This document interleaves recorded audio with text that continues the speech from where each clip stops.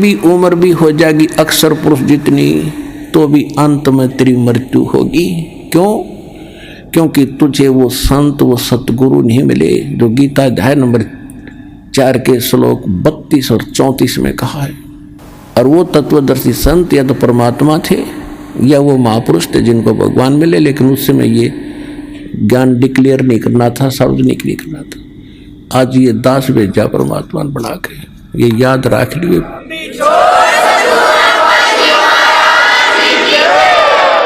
इतनी उम्र बुलंद मरेगा अंतरे। क्यों? क्योंकि सतगुरु लगे न कान न बैठे वो संतरे। ना तो कोई सतगुरु मिला, वो संत नहीं मिले, जिस कारण से कहते सुखदेव ने 84 भुगती बना पजावे खरवो, और तेरी क्या बुनियाद पर तू पंडा पंथ पकड़वो। ऐसी साधना करके सुखदेव जैसे महर्षि ने गधा बनना पड़ा। एक बार अपनी हिस्ट्री बताते हैं सुखदेव जी। उसको दिव्य दृष्टि प्राप्त हुई और डिस्कशन चल रही थी, उसमें एकदम झटका लगा उसको सब ऋषियों के बीच में उसने अपनी आत्म कथा बताई कि एक समय मैं गधे की योनि भोग रहा था और कुम्हार ने खूब काम लिया पुजावे के ऊपर, और जब मैं अंधा हो गया मुझे छोड़ दिया। कर्म अनुसार अंग भंग होते हैं और यहाँ दोनों कर्म भोगने पड़ते हैं जब तक परमात्मा कबीर जी की भक्ति हम नहीं करते हैं। परमात्मा कबीर जी की भक्ति इस दास से प्राप्त होने के बाद आपके पूर्व के सारे पाप कर्मों पर क्रॉस लगा देगा, खत्म कर देगा, भगवान नष्ट कर देगा। जब ही सतनाम हृदय धरो भयो पाप को नाश, हृदय से चिंगारी अग्नि की या पड़े पुराने घास। 1000 टन घास पड़ा हो अड़ंगा और उसमें एक माचिस की सीख लगा दे, सारे ने फूंक कर राख बना देगी और चलेगी तेज हवा, कहीं की कहीं जगह पड़ेगी, ग्राउंड साफ हो जाएगा। जैसे सूरज के आगे बदरा ऐसे कर्म छयारे, प्रेम की पवन करे चितमंजन जल के तेज नयारे। आत्मा और परमात्मा के बीच में ऐसे पाप कर्म बाधा बने हुए हैं जैसे सूर्य के बीच में बादल हों और तेज हवा चलती है उन बादलों को तितर बितर करके, और वो स्वच्छ प्रकाश आप तक पहुंचा देती है। ऐसे बताते हैं कि जैसे सूरज के आगे बदरा ऐसे कर्म छयारे, और प्रेम की पवन और करे चितमंजन फिर झलके तेज नयारे। यानी ये सतनाम का जाप करे, आत्मा में प्यार जागेगा, आंसू आने लगेंगे, आपके टप पड़ा करेंगे। मालिक की चर्चा जरा सी शुरू होती, अभी तो हमारे अंदर वो अड़े पड़े हैं पाप कर्म, हमें अंदर से वो उस स्थिति में आने नहीं देते आत्मा को। और जब ये आत्मा उस स्थिति में आएगी तो कहते प्रेम की पवन, और फिर करे चितमंजन, मालिक का शुक्र करे, याद रखे दाता ने, फिर झलके तेज नयारे, न्यारी रोशनी होगी, आत्मा भगवान की तरफ बढ़ेगी। तो क्या बताते हैं कि सुखदेव ने 84 भुगती बना पजावे खरवो, और तेरी क्या बुनियाद प्राणी तू पेंडा पंथ पकड़वो। अब वो बता रहा सुखदेव कि मैं गधा बन गया, छोड़ दिया मेरे मालिक, नंदा हो गया, चलता चलता जा रहा था, पगडंडी का आइडिया लगा कर आगे को जंगल में चला गया। आगे नाला था थोड़ा सा 2-2.5 फुट का, उसमें आम व्यक्ति कदू जाता था, वो तो जंप लगा जाता वहां से। मुझे दिखाई नहीं दिया, मैंने अगले पैर फंसने लगे, मैंने जंप लगानी चाहिए, बीच में फंस गया, आगे मुंह टिक गया, पीछे बैक लग गई और पैर लटके भाई के। कहते 1 हफ्ता 10 दिन तड़प के भूख से प्यास से मरा, ऐसे ऐसे कष्ट उठाए। अब क्या बताते हैं सुखदेव ने 84 भुगती 84 लाख योनियों में कष्ट उठाए, और बिना पजावे खर माने गधा वो, और तेरी क्या बुनियाद प्राणी। तो ये छोटे मोटे व्रत करता फिर इन पर घूम रहा है इधर उधर, इनसे कोई लाभ नहीं होगा, ये तो ऐसे महर्षियों की दुर्गति। और तो पेंडा पंथ पकड़, वो पेड़ा वो मार्ग, वो यथार्थ भक्ति मार्ग पकड़ दो। तत्वदर्शी संत बताते हैं उस ज्ञान को ग्रहण कर, उस भक्ति को कर, तब तेरा छुटकारा हो। अब परमात्मा से ज्ञान प्राप्त करके आदरणीय गरीबदास साहिब जी क्या कह रहे हैं, मन तू चल रे सुख के सागर, जो शब्द सिंधु रत्नागर। अब सुख सागर किसे कहते हैं? शंखो लहर मेहर की उपज, कहर नहीं जा कोई, दास गरीब अचल अविनाशी, सुख का सागर सोई। शंखो लहर मेहर की उपजे, जैसे मेरे दास के साथ तो बहुत बार ऐसी घटनाएं हुई है, कभी पहले भी नाम लेने के बाद तो बहुत ज्यादा होता है। अकेले बैठे हो, चिंतन मालिक का चल रहा हो, ऐसी स्थिति आ जाती है चाहे किसी ने हमें कितनी पीड़ा दे रखी है, कितना दुखी कर रखा है, तो उसके प्रति भी द्वेष नहीं आता। ऐसी सब अपना सा दिखाई देता है, कोशिश करके भी नहीं होता, और वो होती है थोड़ी सी देर की। उसके बाद 100 कोशिश कर लेते हैं उस तरह से तिथि माने की, नहीं आ पाते हैं। तो वह मेहर की लहर थी, उसके जाने के बाद कहर की लहर शुरू होगी। उसने ऐसे क्यों कर दिया, उसे वो ऐसे क्यों बोला, वो करना है, वो रह गया, वो नुकसान हो गया, उसने वो ऐसे चलेंगे, वो करेंगे, ये कहर की लहर टूटी होगी शुरू। तो कहते हैं वह शंखों लहर मेहर की उपजे, वह ऐसा भाव रहेगा, और कहर नहीं जा कोई दुख नहीं, कोई कष्ट नहीं। और दास गरीब अचल अविनाशी, सुख का सागर सोई। अब क्या कहते हैं? मन तू चल रहे सुख के सागर, जहां शब्द सिंधु रत्नागर, रत्नागार, आगार मन डिपो खान, वहां सुख की खान है, सतलोक, यानी जिसमें कि उस चीज का अभाव नहीं। कोयले की खान है, कोयला निकाल ले जा, अंत नहीं आता। कहते वो आगार है, डिपो है सुख का, सुख सागर, रत्न आगार, आगार माने रत्न, यानी सुख रूपी रत्नों का भंडार है वो। फिर क्या बताते हैं? कोटि जन्म तन भर मत हो गए, और कुछ नहीं हाथ लग्या रे, कुकर सुकर खरबा बोरे, कौआ हंस बगारे। कोटि जन्म तू राजा की न मिटी न मन की आशा, और भिक्षुक होके दर दर घूमया, ये मिला ना निर्गुण रासा। आप ऐसे भी साधक रहे हो, घर त्याग दिया प्रेरणा पाके, जंगल में बैठ के गांव से भिक्षा मांग लाए, सूखी रोटी जैसी मिली उनको 2-2 3-3 दिन वृक्ष का बांध देते थे पहले ऋषि मुनि, और सूख जाती थी, फिर उनको पानी में भिगो के 2-2 दिन खाते थे कि रोजाना कौन जावा टाइम वेस्ट कर रहे। कैसे ऐसे कहते ऐसे कठिन तप साधना भी तूने की, जिसके कारण आप इंद्र की पदवी भी प्राप्त कर ली, स्वर्ग का राजा बने, पृथ्वी के राजा बन गए। आप ब्रह्मा विष्णु महेश की भी पदवी प्राप्त आपने कर ली, लेकिन आपका यो जन्म मरण नहीं मिटा, यो कष्ट नहीं मिटा इस सत्य साधना के ना मिलने से।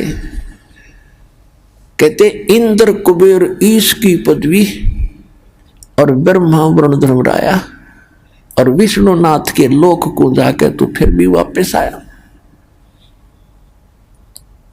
अब देखो, हम तो एक छोटे से क्षेत्र के कोई चेयरमैन बन जा, सरपंच बन जाता है, बस उस समय काख पीटे बिना ज्ञान के, और चेयरमैन बन जाता कहना है कि एमएलए एमपी बन जा, पता नहीं क्या बन गया। तो इस प्रकार परमात्मा कहते हैं तो पूरे स्वर्ग के राजा इंद्र, वो तो स्वर्ग में तो वैसे जीव आम आदमी जाना चाहता रहा कि वहां तो गुण है सुख से, एक सिंपल मैन को भी, तो उसकी तुलना में वहां के इंद्र को, वहां के राजा को, सुरपति देवताओं के राजा को कितना सुख होगा, उसकी थोड़ी सी झलक बताते हैं कि आप यहां कितनी कितनी कठिन साधना करके फिर भी भटक रहे हो, कुछ भी हाथ नहीं लगा। क्या बताते हैं कि आगे गए ना वापस आए, और रहते भी सब जा, और बिन साहेब की बंदगी कहीं ठोर ठिकाना ना। अब जैसे मनुष्य जीवन में है हम, या मृत्यु होगी, कर्मानुसार हम हो सकता है स्वर्ग में भी चले जाएं, कुछ पुण्य हो गए तो पुण्य में भी, वहां स्वर्ग में मृत्यु होगी, चलो पुण्य खत्म हुए, नरक में। अब नरक का समय भी निर्धारित होता है, वो पूरा होता है, चलो गधा बनो, गधे का भी निर्धारित है, मरो फिर चलो कुत्ता बनो, और फिर कभी मनुष्य बनो तो मनुष्य बनो, और फिर मरो फिर चलो, या चलो चलो मिटेगी। अब इस दास से दीक्षा लेकर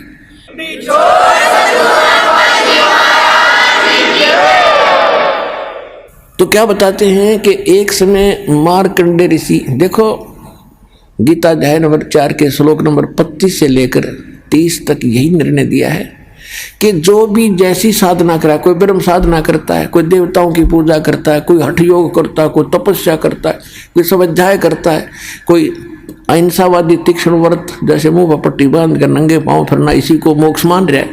ये सभी अपनी अपनी साधनाओं को पाप नाशक मानते हैं। पाप नाशक मीन मोक्षदायक, पाप नाश होंगे तभी तो मोक्ष मिलेगा। इसी प्रकार मार्कंडेय ऋषि उसी कैटेगरी का था। उसने ब्रह्म साधना को सर्वोत्तम मान रखा था। इन ऋषियों को ब्रह्म से ऊपर ज्ञान नहीं था, तो फिर भी उसने घोर तप कर रहा था बंगाल की खाड़ी में। अब जो स्वर्ग का राजा बनता है वो बहुत ज्यादा या तो कोई पुण्य धर्म कर रखे हो, यज्ञ 100 यज्ञ करनी पड़ती है उसको, 100 मन देसी घी उसमें एक बार में लगाना होता है। उसकी कुछ टर्म कंडीशन होती हैं कि 100 यज्ञ करे तब तक वो कोई कंडीशन नहीं फेल होनी चाहिए। यदि उसकी कोई भी वह कंडीशन भंग होगी तो वो फिर नए सिरे से करनी पड़ती है। ऐसी उसमें बहुत भयंकर मर्यादाएं हैं। और दूसरी प्रकार से इंद्र बनता है तप करके, और उस तप के दौरान यदि उसका तप भंग हो जाता है, खंड हो जाता है, तो फिर नए सिरे से उसको करना पड़ता है। और जो इंद्र की पदवी पर इंद्र बैठा है, स्वर्ग का राजा, उसको एक इंस्ट्रक्शन और होती है कि यदि तेरे शासन काल में यदि कोई अन्य प्राणी ने पृथ्वी पर इंद्र की पदवी प्राप्त करने योग्य तप कर ले, या राजनीति है वहां तक चलती है, तो तुझे पद से हटा के बीच में हटा देंगे और उसको वो पद दिया जाएगा। ये तेरी जिम्मेवारी है कि उसको तप नहीं होने देना, ये उसकी मजबूरी बन गई। तो इंद्र राज तो करे है, इसके साथ यह टेंशन साथ रहती है कि कोई ऐसा तप ना कर ले जिससे मेरी इंद्र की पदवी भंग हो जाए। जैसे विश्वामित्र लगा था तप करने, उसके पास स्वर्ग से एक उर्वशी भेज दी और उससे शादी करवा ली। एक लड़की होगी, 6 महीने बाद घेर कर लड़की ने भाग गई, मेरा काम पूरा हुआ ऋषि जी, संभाल तेरी बेटी ने। तो ये सब इंद्र का जाल है, इस काल का जाल, इस इंद्र ने ये सब कर रखे हैं। इसको सतर्क रहना पड़ता है। इसने सब जगह अपने गुप्तचर छोड़ रखे होते हैं। तो गुप्तचर ने आके बताया कि एक मार्कंडे नाम के ऋषि बैठे बंगाल की खाड़ी में, बहुत समय से तपस्या कर रहे। इंद्र ने सोचा बड़ा तगड़ा संत है, उर्वशी भेज दी, उसको कुछ सिद्धियां दे दी, ऋषि के आसपास ऐसा वातावरण बना दिया खूब नॉर्मल सा, बसंत जैसा, और ऐसी मीठी मीठी सारंग अपने आप आवाजें आने लगी जैसे साज बजते हैं, यानी उसको प्रेरित करने के लिए। और स्वयं सामने थोड़ी सी दूरी पर डांस करने लगी। ऋषि की आधी आंखें खुली थी, आधी बंद थी। वो खूब डांस वगैरह करके थक ली, तो उसने देखा कि ऋषि टस से मस नहीं हो रहा और देख भी रहा है।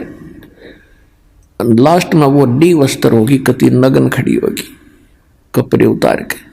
तब ऋषि ने कहा कि हे बहन, हे बेटी, हे माई, आप ये क्या कर रहे हो, यहाँ कैसे आए हो? तो शर्मिंदा होकर उसने सब वस्त्र पहन लिए। फिर आके कहने लगी कि हे ऋषि जी, मेरे इस रूप को देखकर इस बनखंड में जितने भी और तपस्वी थे वो मुझे मालूम है उनकी क्या दशा होगी, लेकिन आप पता नहीं आपकी समाधि कहाँ थी और आपको ये प्रभाव नहीं हुआ। तो ऋषि ने कहा कि जहाँ मेरी समाधि थी, जहाँ मैं डांस देख रहा था, वहाँ तेरे जैसी तो नाचने वालों की नौकरानी थी, उनके पैर धोने वाली। तुझे क्या देखूं फिर मैं? अगर तेरे से कोई सुंदर होना उसने भेज दे। तो वो कहने लगी जी, इंद्र की पटरानी मैं ही हूं, यानी सबसे ब्यूटीफुल औरत स्वर्ग में इंद्र की पत्नी होती है, उसका नाम सची होता है। तो मार्कंडे ऋषि ने कहा कि मेरी समाधि ब्रह्मलोक में थी। ब्रह्मलोक सबसे बड़ा होटल है इस काल का। प्रत्येक, जैसे एक तो कॉमन होटल है स्वर्ग नरक को, तो कोई जाओ उसमें। एक विष्णु के लोक में विष्णु का पुजारी जाता, वहां एक रेस्टोरेंट है, वहां ये बकवाद है और स्वर्ग क्या है। तो ये सबसे ज्यादा कॉस्टली और सबसे ज्यादा बकवाद उस ब्रह्मलोक में है। तो मार्कंडे, अब जैसे आप देखते हो, अब देखो हमने देखा करते, एक देखा हमने बड़े ऊंचे से टीले पर बैठा एक साधु, जब यू ज्ञान नहीं था, और चमटा गाड़ रखा, धूना ला रखा, और लोग जाओ कोई दूध का लोटा ले जा रहा है, कोई कुछ ले जा रहा है, और दर्शन करें जा जाके माथा टेक के दूर तो दिखे। अब उसके बारे में इस सूक्ष्म वेद में बताया है गरीबदास साहिब जी ने कि डिम्ब करें, डिम्ब माने पाखंड ढोंग करें, और डूंगर चढ़े, डूंगर माने ऊंचे स्थान पर बैठेंगे ये, ताकि दूर तो सब न दिखूं मैं कुछ कर रहा हूं, और अंतर झीनी झूल जग जाने ये बंदगी करे, ये बोए सूल बबूल, ये तो खोटे खोदे थे, इनको ज्ञान ही नहीं था। तप करें, तप से अगले जन्म में राजा बने, राजा ने खोटे कर्म करे, अगले जन्म में नरक। तपेश्वरी सो राजेश्वरी, राजेश्वरी सो नरकेश्वरी, तप से राज, राज मद मानव, सूक्ष्म वेद में लिखा है। और जन्म तीसरे फिर शुक्र स्वान। तो मार्कंडेय ऋषि तप कर रहा था, तो ये ब्रह्मलोक में इसकी समाधि चली। अब देखो आप कहीं बैठे हो, कहीं पर भी बैठे हो, 10-20 मिनट में मन ऐसी प्रेरणा करेगा, चलो वहां चलते हैं, वहां बैठते हैं। बैठने की चेष्टा करोगे तो भी ना बैठने दे। और आप चले जाते हो, सिनेमा देखने जाते थे पहले, अब तो नहीं जाएंगे हम, तो 3 घंटे का न्यों नहीं पता लग गया कितनी देर में गई, क्योंकि नई नई बकवास देखने मन को चाहिए, तो बैठा रहेगा। तो ये क्या करते हैं कि इनका कोई कमल खुल जाता है साधना से ऑटोमेटिक, कोई पिछले संस्कार से, पहले भक्ति युक्त लोग थे, बहुत थे, अब ना खुलता किसी का, तो वो पुराने संस्कारों से वो खुल जाता था। तो उसमें वो क्या देखते हैं, जैसे टेलीविजन ऑन हो गया आपका, कोई चैनल चाल पड़ा, तो उसमें वो कार्यक्रम रिले तो कहीं और से हो रहा, देख रहे हो टेलीविजन में। तो ऐसे जो ब्रह्मलोक में डांस हो रहा था, उस ऋषि ने वहां दिखा था, वो सामने, वो खुल के सामने रिफ्लेक्ट हो जाता, जैसे डिस्प्ले पर आ जाता है। तो वो डांस देखा था, हम सोचा तपस्या कर रहा ना, मन टेकन दे इन्हें। तो ऐसी थी इनकी तपस्या, मूर्ख बना। आप भी बन रहे थे, हम इनके पीछे लगे रहे, बड़े सिद्ध पुरुष हैं। इसलिए जब उसने इस औरत से भी सुंदर औरतें वहां दिख रही थी, टारगेट इसका वहीं जाने का था कि इस नाम के जाप तो साधना से वहां जाऊंगा, फिर इनको वहां मिलेंगी मुझे। और ये नाम भगत क्या करते, इनका टारगेट क्या था। तो ये भगवान की रोशनी से आपको दाना दाना समझ में आओगा इसका, पूरे अध्यात्म मार्ग का, सब कर्मों का, सब अध्यात्म ज्ञान का। अब मार्कंडेय ऋषि कहने लगा तेरे से कोई सुंदर हो उसको भेज। तो वो कहने लगी मैं इंद्र की पटरानी मैं ही हूं। तो उसने कहा कि जब इंद्र मरेगा, ऋषि ने कहा, उसको पता था कि इंद्र की आयु कितनी है, 72 चतुर्युग, 72 चतुर्युग। इंद्र यानी ब्रह्मा के एक दिन में 14 इंद्रों की मृत्यु हो जाती है। ब्रह्मा जी के 1008 वर्ष की पूरा एक दिन होता है, वैसे लंपसम इसको 1000 वर्ष मान लेते हैं। जैसे 365 सी 1/4 दिन का अपना वर्ष होता है, इसको हम 365 का मान ले हैं। तो इस प्रकार 72 चतुर्युग तक वो इंद्र का राजा रहेगा, स्वर्ग का राजा इंद्र बना रहेगा। और मार्कंडेय ऋषि को पता था कि इसकी मृत्यु होगी, इतना इनको ज्ञान था। तो इसने कहा, उस औरत से कहा, उस उर्वशी से कहा ऋषि ने कि इंद्र मरेगा तो तू क्या करेगी, तो भी तो मरेगी, तो भी मरेगी। कहने लगी मैं 14 इंद्रों को वरूंगी। अब हिसाब लाइयो पुण्यात्मा, ये 2.5 घंटे सुबह, 2.5 घंटे शाम बैठ के अटपट करके सोचो मोक्ष प्राप्ति कर लेंगे। मंत्र ये है नहीं जो मूल मंत्र दास के पास है। तो कहने का भाव यह है कि इतनी तपस्या, इतने पुण्य किए थे उस पुण्यात्मा ने, जो इंद्र की पटरानी बनी हुई है, उसकी कितनी 1000 चतुर्युग की आयु थी उसकी, 1008 चतुर्युग की।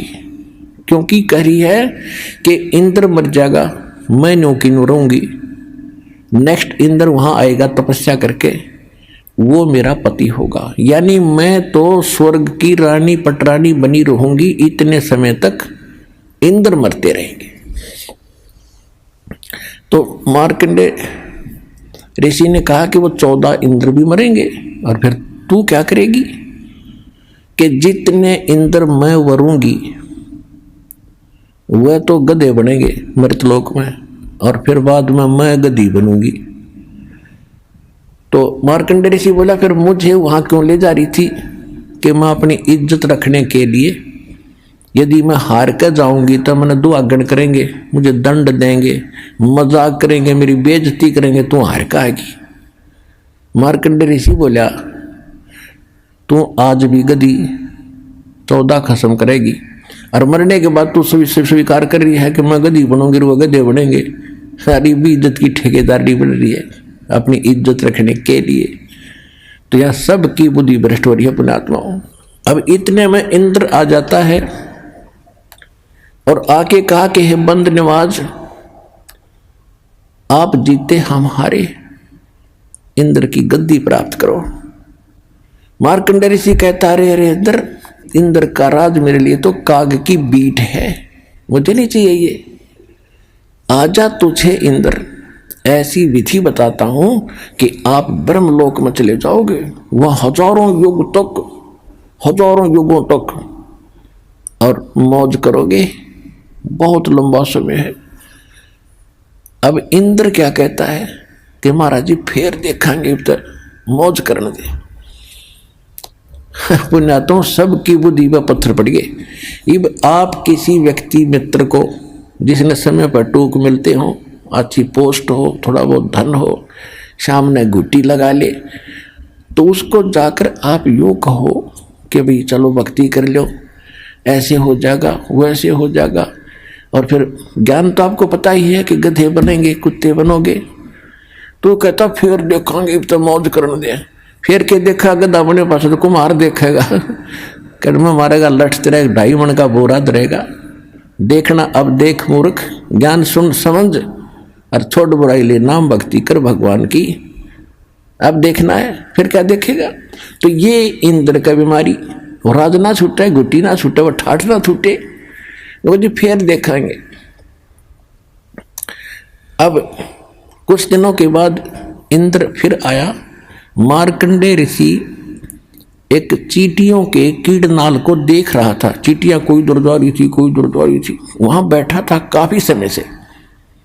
इंद्र का फिर टेंशन होगी, ये कौन ऋषि बैठा है, फिर तपस्या पर बैठ गया। तो उसने तुरंत आकर देखा ये तो मार्कंडेय ऋषि है। मार्कंडेय ऋषि से पूछा महाराज क्या देख रहे हो चींटियों में? मार्कंडेय ऋषि बोला कि मैं ये देख रहा हूं कि इन चींटियों में कितनी चींटियां कितने बार इंद्र की पदवी प्राप्त कर चुकी हैं। कि चींटियां और इंद्र की पदवी? हाँ जी। तो क्या देखा आपने कि इस इतने लाखों की संख्या में एक चींटी ऐसी है जो केवल एक बार इंद्र की पदवी पर रही है, क्योंकि सबके पिछले संस्कार कोड वर्डों में इनके अंदर लिखे हुए हैं, सबके अंतःकरण में जमा है। और ये डिस्प्ले जिसका चालू है अंदर का, ये सबके अंदर है मनुष्य में। तो सब उसका जिसका चालू हो गया कनेक्शन ठीक है, तुरंत बाहर देख लेगा उसका जो क्या हो रहा क्या नहीं, प्रत्येक प्राणी का। ऐसे ऋषि लोग पहले ये बताते रहे कोई भविष्य और बोध की कथा, लेकिन इसे कोई जटबट का कोई फायदा नहीं हो। तो हो लिया और होगा तो होएगा, इसमें वो चेंज नहीं कर सकते थे। चेंज तो ईब होंगे इस परमात्मा कबीर जी की रजा से। अब छुटकारा भी होगा।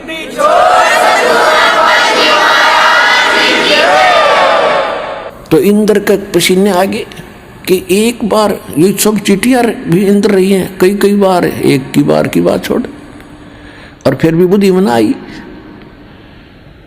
तो पुण्यात्मा ये खेल समझना। अब क्या बताते हैं कि इंद्र कुबेर ईश की पदवी ब्रह्मा वरुण धर्मराया, विष्णुनाथ के पुर को जाके तू फिर भी वापस आया।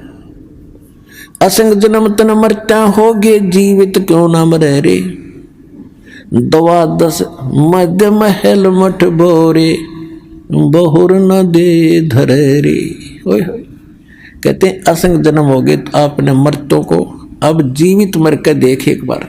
अब जीवित कैसे मरना है? एक तो ऐसे मरना है कि हमने संसार की रीस नहीं करनी, कोई ज्यादा फंड कर रहा करने दे, नाच गावे विवाह शादी में करने दे, ये तो बालक करते हैं ऐसे जिनको ज्ञान नहीं।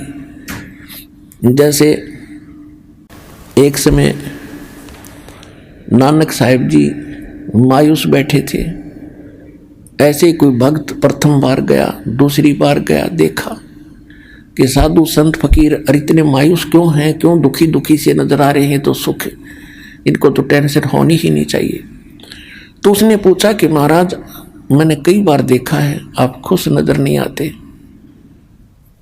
तो नानक साहिब जी ने कहा कि भाई किस चीज पर खुशी हो, एक पल में ना जाने यहाँ क्या बिजली गिर जा।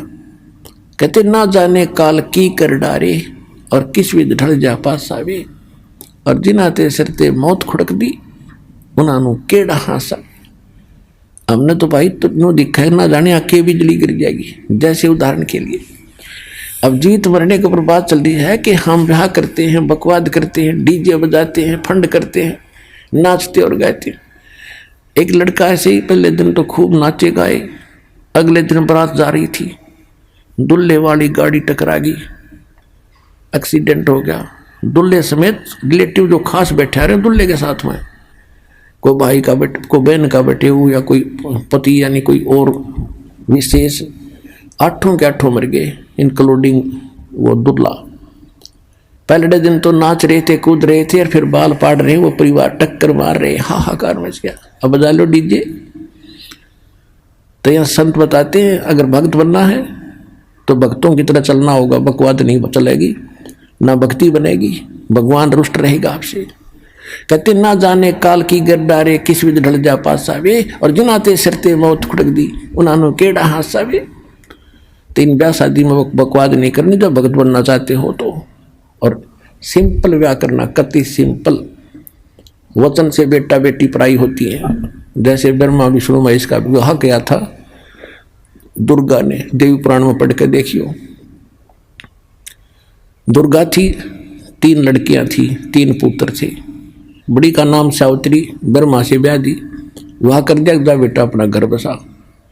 दूसरी का नाम लक्ष्मी था, विष्णु जी से ब्याह दी कि तेरी पत्नी तू इसका पति जाओ, विवाह अपना घर बसाओ। ऐसे पार्वती शंकर का ब्याह दी फर्स्ट टाइम, और जा बेटा घर बसा, हो गया ब्याह। ना को बाती था, ना बराती था, ना डीजे बाजा, ना को हलवाई कढ़ाई चढ़ाई। तो भाई ब्याह करना ढंग से करो, कुछ रीस हुआ भी कर लो, ये बाद में शिव जी की बरात का फंड करें, ना शिव जी ना कुछ और, यहाँ अब भी फंड करेंगे। तो इस तरह की जो बकवादे हैं ये बिना ज्ञान के हम करते रहे, ये त्यागनी पड़ेगी। तो इस प्रकार हमने अपने इन सभी परंपराओं को कम करके और सिंपल वे से विवाह करेंगे, तो इससे हमारा 80% वजन टेंशन घटेगी। हम बेटी को दुश्मन मान बैठे इन परंपराओं को बढ़ा के। हम ऐसे अबोध बालक हैं, जैसे जेठ की धूप में, जून के महीने में बच्चा घर से निकल जाता है नंगे पैरों, छोटा सा बालक है, ठुमक ठुमक करके, और बाहर जाता है तो रेत में पैर जलते हैं और रोता है, फिर बैठ जाता है, पड़ जाता, पड़ कर फिर चूतड़ भी जले, पहले तो पैर जले थे, ये फिर और दूना रो रहा है। तो हम आज ऐसे बालक हैं, गलती करते हैं, एक और कर लेते हैं, वो दूना दुख हो रहे। तो हमने इनसे बचना है, इन परंपराओं में नहीं फंसना है, तभी हम भक्ति कर सकेंगे। हम यात्री हैं, हम सफर कर रहे हैं अपने भक्ति पर, और यात्री ज्यादा वजन लेकर नहीं चल सकता। जब सारे घर ने ठा के चले तो किसा समझदार होगा वो। तो आप जी ने ये परंपराओं की गठड़ी अब रख देनी है, सिंपल वे से विवाह करें। ठीक है, जैसा आपको गुजारा दिया है मकान बना लो, लेकिन उससे काम नहीं लगे रहे, ना एक और बना लो, एक प्लाट और ले लूँ, और कल मृत्यु हो जाएगी, फिर उस प्लाट में कुत्ता बन कर बैठेगा पूछते साफ करके। तो यह अकल साथ रखियो भगवान वाली। अब प्रसंग चल रहा है कि असंग जन्म तो न मरता होगे, जीवित क्यों ना मरे रे। तो अब अपनी कुछ मनोकामनाओं पर अंकुश लाना पड़ेगा, इच्छाओं को कम करना पड़ेगा। और इच्छा कम होंगी इस ज्ञान से, कहने से नहीं होती है। ये तो ज्ञान खड़ा दिखाई देगा आपको जब बकवादों में मन चल लेगा ना भाई नहीं, ये आदेश नहीं है, और ये यूजलेस है सारा। सारा समय इसे में खो दिया। सन 1983 की बात है, 84-83 की। एक बैंक मैनेजर ने रोहतक के अंदर सेक्टर 1 में एक कोठी बनाई, उसमें 3.5 लाख रुपए लगे। आज तो वह मेरे ख्याल में 35 लाख में भी ना बने, और कुछ बैंक से लोन ना ले जैसे भी। और उसका मुहूर्त करे था, उस दिन एतवार का दिन था। सामान लेने के लिए वो निकला था स्कूटर उठा के। उस दिन जिस दिन उसकी मुहूर्त शुरू हो रही थी, उसके पुजारी आ रहे थे, पूजा करनी है। इधर पूजा होती है, उधर शराब स्वरूप तैयार रहती है कि एक भी पूजा वाले फारग हो, फिर गुट्टी शुट्टी लावांगे। ऐसी पूजा ही थी हमारी। स्कूटर उठा करके कोई सामान लेने गया था पूजा का या कोई अन्य आवश्यक वस्तु। आगे जाके टू व्हीलर स्कूटर तो स्कूटर टकरा गया, पड़ते कनपटी लगी फुटपाथ पे, वहीं पैर पसार गया भाई। अब उसको ठीक कौन रहेगा? आपकी तो कूतरू बनकर घूम रहा होगा। तो कहने का भाव ये है कि जो ये घटनाएं घट रही हैं और भगवान क्या बता रहे हैं, ईब आपके लिए एक दृष्टि बनेगी न्यारी। तो इस नजर को देखकर फिर आगे चलना सफर में। अब क्या बता रहे हैं परमात्मा कि असंग जन्म तना मरत्या होगे, जीवित क्यों ना मरे रे। और 12 मद महल मठ बोरे बहुर ना दे धरे। जीवित एक तो ये मरना है, संसार की चोचले देख के हमने उधर नहीं देखना ना चलना, तो हम जीवित मर गए। जो भगवान दे रहा है, परमात्मा ने यहाँ तक कह रखा है कि लुखी सुखी खा के ठंडा पानी पी और देख पर आई चौपड़ी मत ललचावे जी। जय तू चावे चौपड़ी तो बहुत करेगा पाप। भगवान ने जो तुझे दे दिया है उसको संतोष के साथ ग्रहण कर। यदि इसे हटकर कुछ करेगा तो पाप पकड़ के प्राप्त कर सकता है। और ये पाप हमारे दुश्मन है, हम क्यों करेंगे। और फिर क्या कहते हैं कि जीवित मरना दूसरी टाइप ये है, जैसे आप सत्संग में नहीं आते हो। किस लिए नहीं आते हो? क्योंकि काम खराब हो जाएगा, कोई जरूरी कार्य है और वो उसमें दिक्कत आ जाएगी।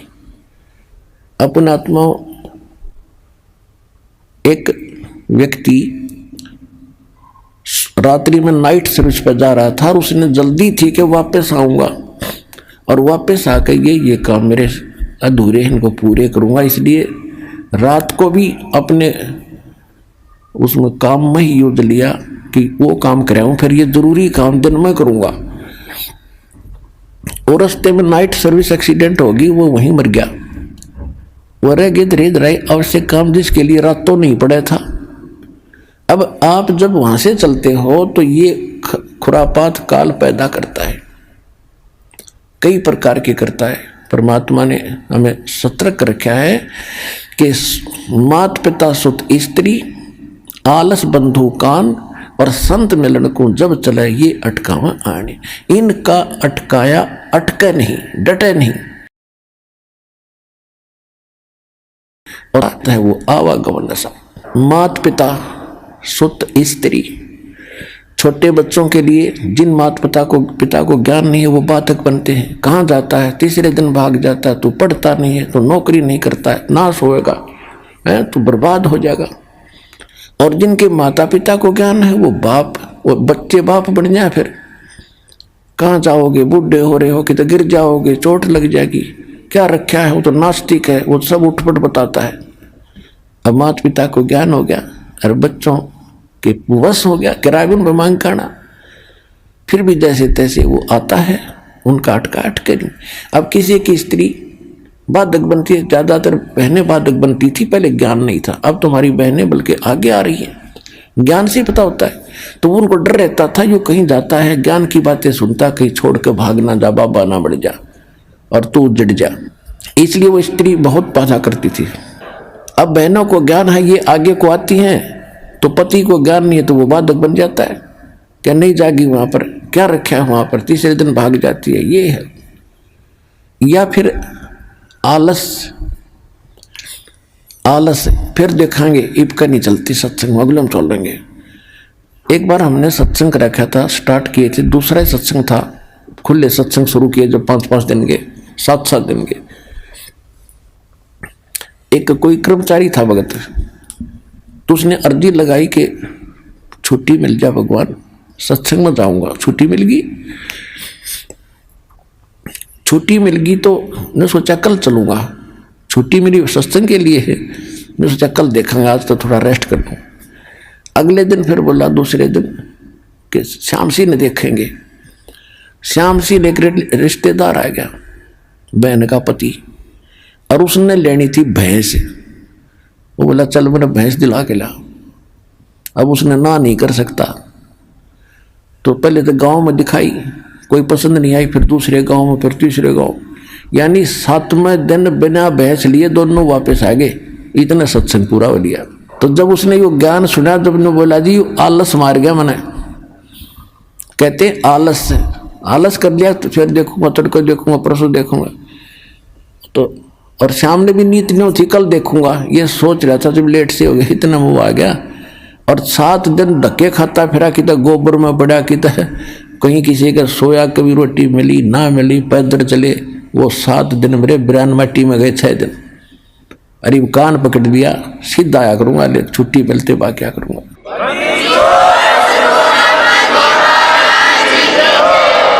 मात पिता सुत स्त्री आलस बंधु कान लोक लाज।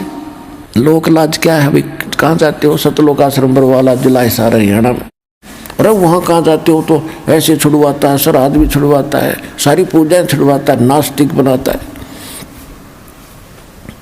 तो जो 2-4 टोक देते हैं तो जो कमजोर संस्कार का आदमी फिर चुप हो जाता, भाई ठीक है, नहीं जाते। सारे कहने लगे, यानी लोक लाज में आकर उसने भक्ति मार्ग छोड़ दिया। तो ये भी कमजोरी बताई है।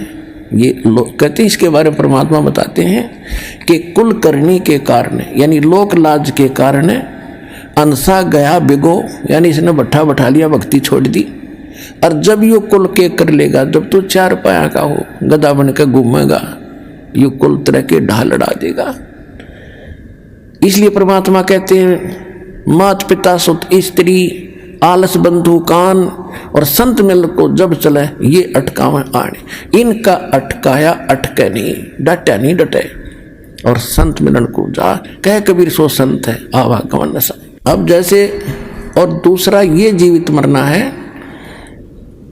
कि आप ये सोच लो, जब सत्संग का समय निकट आवे, फाइनल फैसला कर ले। जब भी महीने में, 2 महीने में, जब भी आप उचित समझते हो ना, उस दिन टाल नहीं करे।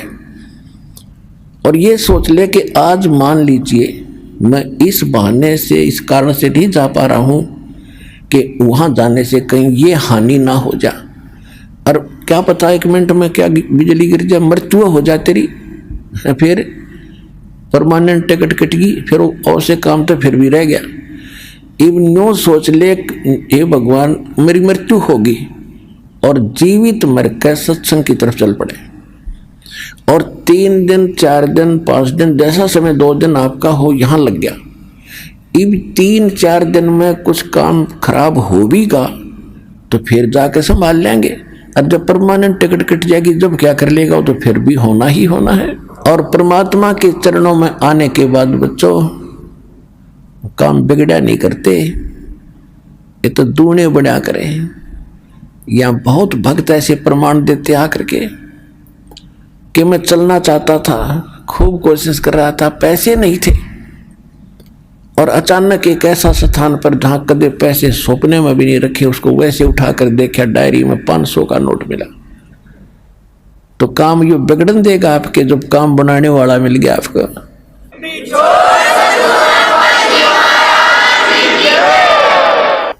अब क्या बताते हैं, असंग जन्म तन मरता होगे, जीवित क्यों ना मरे रे। ये जीवित मरना है। और 12 दरमद मैल मठ बोरे बहुर ना दे धरे रे। अभी तक आप जी 10वां द्वार सुना करते थे। और एक यो जम्मू के अंदर रांजड़ी में मधु परमहंस नकली कबीरपंथी, इसने किताब पढ़ ली कबीर साहब की वाणी में, 11वीं खिड़की पागी, गर्मा द्वार, किसी को नहीं पता, मुझे पता है। पता उसमें तो 12 द्वार लिखे हैं, इनकम्प्लीट नॉलेज है आपका। तो वो 12वें द्वार है कहाँ? इन्हें वो ही नहीं पता। क्या बताता हो कि 10 द्वारतों की तो सतिथि है और 11वें द्वार की कोई सतिथि नहीं। जैसे नाक है, नाक की सतिथि है, वो नहीं, वो तो वैसे ही है, वो में ज्ञान हो तो वैसे हो। अब क्या बताया कि जैसे 21 ब्रह्मांड का जो क्षेत्र है, एक ब्रह्मांड का जो क्षेत्र है, ये 10वें द्वार पार करके इस ब्रह्मांड से पार हो जाते हैं। इसके बाद इसी काल के जाल में ही रहते हैं। 11वां द्वार है जो 21वें ब्रह्मांड को पार करेंगे काल के, और 7 संग ब्रह्मांड का अक्षेत्र शुरू हो जाएगा, अक्षर पुरुष का, वो 11वां द्वार है। और अक्षर पुरुष के अक्षेत्र से पार करके सतलोक में प्रवेश करेंगे, वो 12वां द्वार है। तो गरीबदास जी कह रहे हैं, 12 दर महल मठ बोरे, ए भोले आदमी, वो तो 12वां द्वार पार करके वो स्थान है, शाश्वत स्थान, जहां बोर ना दे धरे रे, जहां जाकर फिर जन्म मृत्यु नहीं होती। गीता अध्याय नंबर 15 के श्लोक नंबर 4 में कहा है, गीता अध्याय नंबर 18 के श्लोक नंबर 62 में कहा है। वो स्थान तो 12वां द्वार पार करके है। फिर बताते हैं, दोजक भिस्त सभी तें देखे राजपाट के रसिया, या जैसी साधना तुम कर रहे हो इनमें दोनों मिलते हैं, स्वर्ग भी नरक भी 84 लाख योनिया भी। दोजक भिस्त सभी तें देखे राजपाट के रसिया, और 3 लोक से तृप्त नाही यो मन भोगी खसिया। इस मन की इतनी गंदी आदत है, इतना बेईमान है यो, इसको 3 लोक का राज दे देना तो भी यूनो सोचा और मिला कि तो थोड़ा सा। जैसे कोई सरपंच बन जाता है और वो मीटिंग में जाता, चेयरमैन के अधीन होता है, तो उसने वो नो सोचा अगली बार चेयरमैन बनो जब कोई बात पड़े। अब चेयरमैन बनने के बाद वो क्या सोचता कि एमएलए बनो जब बात बने, भाई नहीं बात बनी। एमएलए बनने के बाद उसकी टेंडेंसी ये बन जाती है वो मंत्री बनो तक मैं बात सार रस आवे, नहीं बनी बात। अब मंत्री बनने के बाद उसकी नीयत रहती है मुख्यमंत्री बनो तो चौधर पूरी हो, और मुख्यमंत्री बनने के बाद इन्होंने सोचा बस प्रधानमंत्री बनो, फिर देखना क्या इतना मृत्यु हो जाएगी, गधा बनेगा, फिर संतरी बनिए बड़ा कुत्ता बन के। कहते हैं सतगुरु मिले तो इच्छा मेटे पद मिल पदे समाना। ओए होए, सतगुरु मिलेगा तो ये इच्छाओं को खत्म करेगा, और पद मिल पदे समाना। जैसे आपको बताया था कि सारे असंख्य ब्रह्मांडों रूपी बाग का मालिक है कबीर भगवान, और उस बाग के मालिक का माली गरीबदास आए। उन्होंने ऐसी जड़ी बूटी हमें बताई जो उस परमात्मा के, और ये दास बना दिया नौकर उस बाग के माली का, और आप उसके पौधे हो। ऐसी जड़ी दे दी कि आपको हरे भरे रखूंगा।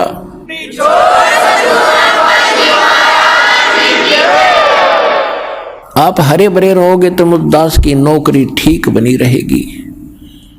अब जैसे बाग में माली का नौकर क्या देखता है, उसको इंस्ट्रक्शन होती है माली की तरफ से कि ऐसे पेड़ बाहर फैलता है, उसको साइडों से काट दे ताकि फले फूले सीधा चले। तो आपके अंदर जो बेमतलब की इच्छाएं हैं इस ज्ञान से ऐसे काट दी जाएंगी, नहीं सीधे चलो, बकवास छोड़ दो। सतगुरु मिले तो इच्छा मेटे पद मिल पदे समाना, और चल हंसा उस लोक पठाऊं जो आदि अमर स्थान। ओए होए, आदि अमर शाश्वतम स्थान है कि सतगुरु मिलेंगे तो ये सब इच्छाएं खत्म करेगा। सबसे पहला काम ये होगा। और फिर पद मिल पदे समाना, यहां देखो ये सुख संवेद है, ये तत्व ज्ञान है, इसके गजब के गुण रहस्य जो कैसे समझ सकते हैं अज्ञानी। पद, यहाँ पद मिल पदे समाना, पद इसके 2 पद हैं और 2 अर्थ हैं। एक तो पद्धति होती है, पद्धति way of worship, method of worship, उसको पद बोलते हैं, पद्धति। एक है गीता अध्याय नंबर 15 के श्लोक नंबर 4 में कहा है कि तत्वदर्शी संत की प्राप्ति के उपरांत परमेश्वर के उस परम पद की खोज करनी चाहिए, जहां जाने के बाद साधक लौटकर फिर कभी संसार में जन्म मृत्यु में नहीं आते, वो पद। तो यहाँ इस अमरवाणी का ये अर्थ बनता है कि सतगुरु मिले तो इच्छा मेटे पद मिल पदे समाना। यह पद माने पद्धति, भक्ति की श्रेष्ठ विधि तू पेंडा पंथ पकड़, वो मार्ग जो मिल जाएगा, सही भक्ति पद मिलेगा आपको, पद्धति, तो उससे वो पद मिलेगा, उस पद में समा जाओगे, जहां उसमें पहुंच जाओगे, जहां जाने के बाद फिर कोई कष्ट नहीं, सुख सागर प्राप्त होगा, फिर मृत्यु नहीं, दोबारा नहीं आना पड़ता। सतगुरु मिले तो इच्छा मिटे, पद मिल पदे समाना, और चल हंसा उस लोक पठाऊं जो आदि अमर अस्थाना। वहां क्या सुख है? चार मुक्ति जहां चंपी करती माया होरी दासी। अब हम चार मुक्ति सुना करते थे, वो चार मुक्ति स्वर्ग में होगी, महास्वर्ग में होगी, वहां खत्म हुआ, वो समय पूरा हुआ, फिर नरक में वो कहाँ गई? मुक्ति खत्म हुई, वो तो उनका समय निर्धारित है। और कहते वहां सदा तेरे चरणों में पड़े रहेंगे, वो सुख है। चार मुक्ति जहां चंपी करती माया होरी दासी, दास गरीब अब पद पर से, वो मिले राम अविनाशी। ओए होए होए,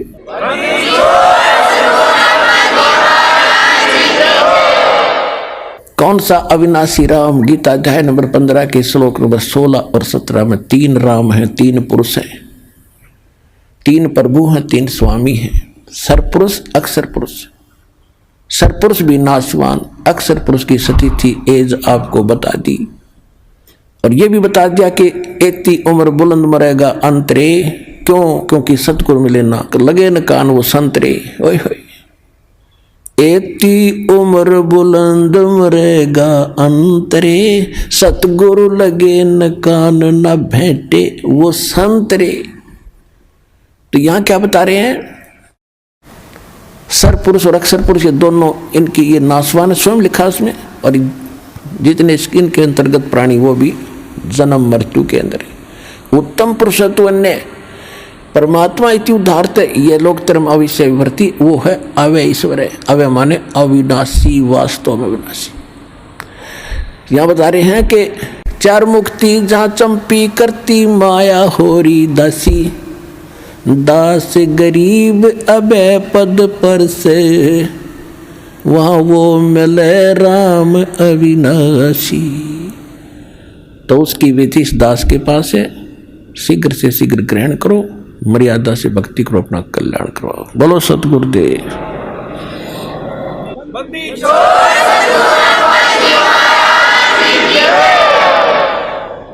परम पिता परमात्मा पूर्ण ब्रह्म, सारी सृष्टि के रचनहार कबीर देव, कबीर परमेश्वर जी की असीम रजा से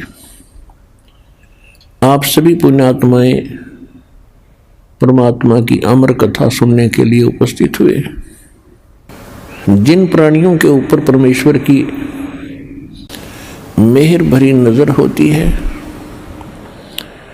उन्हीं को ये प्रेरणा मिलती है, उन्हीं के अंदर एक तड़प उठती है परमात्मा पाने की, अच्छे कर्म करने की, और उन्हीं को वो ठीक ठिकाना सतगुरु और यथार्थ सत्स्थान मिलता है, जहाँ पर वो वस्तु उपलब्ध होती है। जो भी पुण्यात्मा पुण्यकर्मी प्राणी परमेश्वर कबीर जी की शरण में इस दास के माध्यम से आ रहे हैं, बहुत ही पुण्यकर्मी प्राणी हैं, क्योंकि